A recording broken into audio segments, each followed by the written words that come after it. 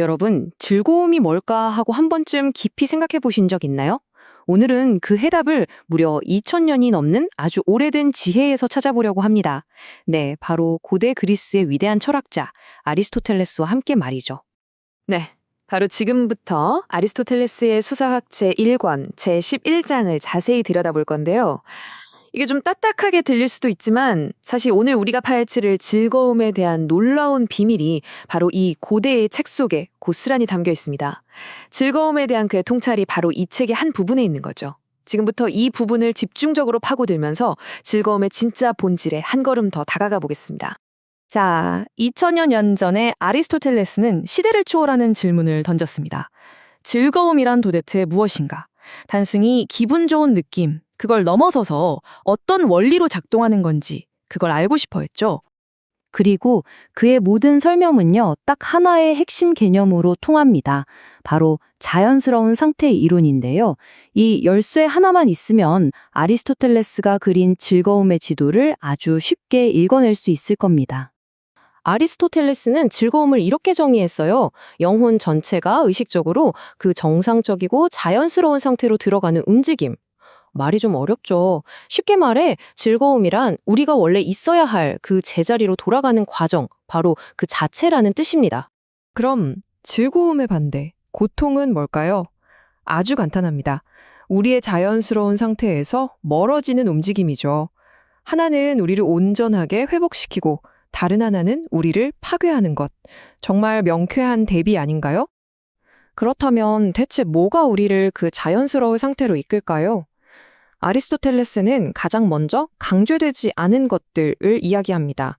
예를 들어 습관처럼 몸에 배어서 이제는 너무나 자연스러워진 행동들, 편안함이나 휴식, 잠처럼 누가 억지로 시키지 않는 모든 것들이요. 이런 것들이 본질적으로 즐겁다는 겁니다. 왜냐? 강요는 부자연스럽고 그래서 고통스러우니까요. 자, 그럼 좀 더 구체적으로 어떤 것들이 우리를 즐겁게 하는지 한번 볼까요? 아리스토텔레스는 이걸 크게 두 가지로 나눴습니다. 하나는 나 자신에게서 오는 즐거움, 다른 하나는 타인과의 관계, 즉 사회 속에서 느끼는 즐거움입니다. 먼저 개인적인 즐거움부터 보죠.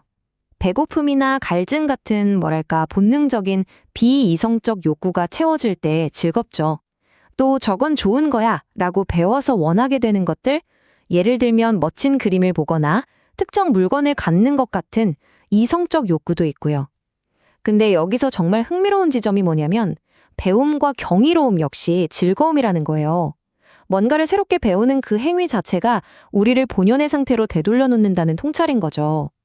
그리고 자신이 가장 잘하는 일에 푹 빠져드는 것, 즉 숙달의 즐거움도 빼놓을 수 없죠. 이거 어쩌면 현대 심리학에서 말하는 몰입의 상태랑 거의 똑같은 이야기 아닐까요? 다음은 사회적인 즐거움입니다. 경쟁에서의 승리. 이건 우리에게 우월감을 주면서 즐거움을 느끼게 하죠. 또 훌륭하다고 인정받는 사람들에게 저 사람 참 괜찮은 사람이야 하고 인정받는 명예와 평판도 엄청난 즐거움이고요. 우정, 즉 누군가를 사랑하고 또 사랑받는 것, 그리고 존경받는 것 모두가 즐거움의 원천입니다.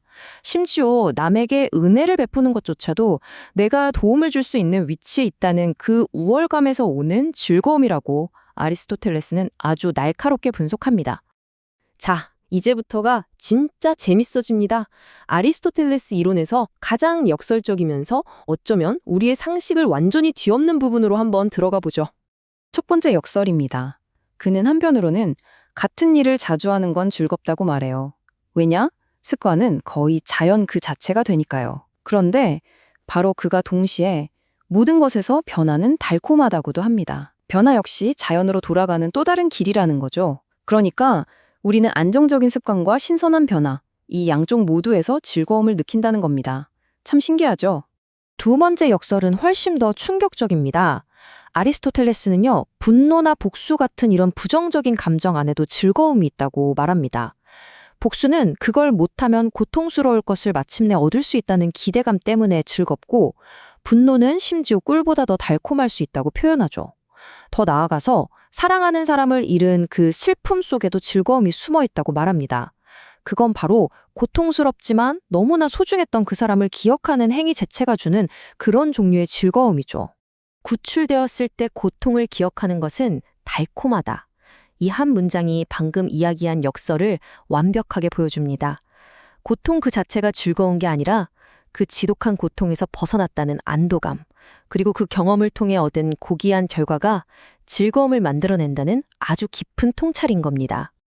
자, 그렇다면 이 2000년 전의 지혜가 오늘을 사는 우리에게 어떤 의미가 있을까요? 마지막으로 이 이론을 우리 삶에 한번 직접 적용해 보겠습니다. 아리스토텔레스에 따르면 즐거움은 그냥 지금 이 순간에만 있는 게 아닙니다.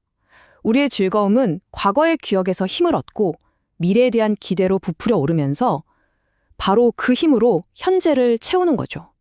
과거, 현재, 미래 이 세 가지 시간이 합쳐질 때 비로소 우리는 완전한 즐거움을 경험하게 되는 겁니다. 그러니까 핵심은 바로 이겁니다. 즐거움은 그냥 순간적으로 스쳐 지나가는 감각이 아니라는 것. 그것은 바로 우리 자신의 본성과 완벽한 조화를 이루는 경험, 그 자체라는 겁니다. 우리가 가장 우리답게, 가장 자연스러운 상태에 있을 때 느끼는 총체적인 움직임, 그게 바로 즐거움인 거죠. 마지막으로 여러분께 이 질문을 한번 던져보고 싶습니다.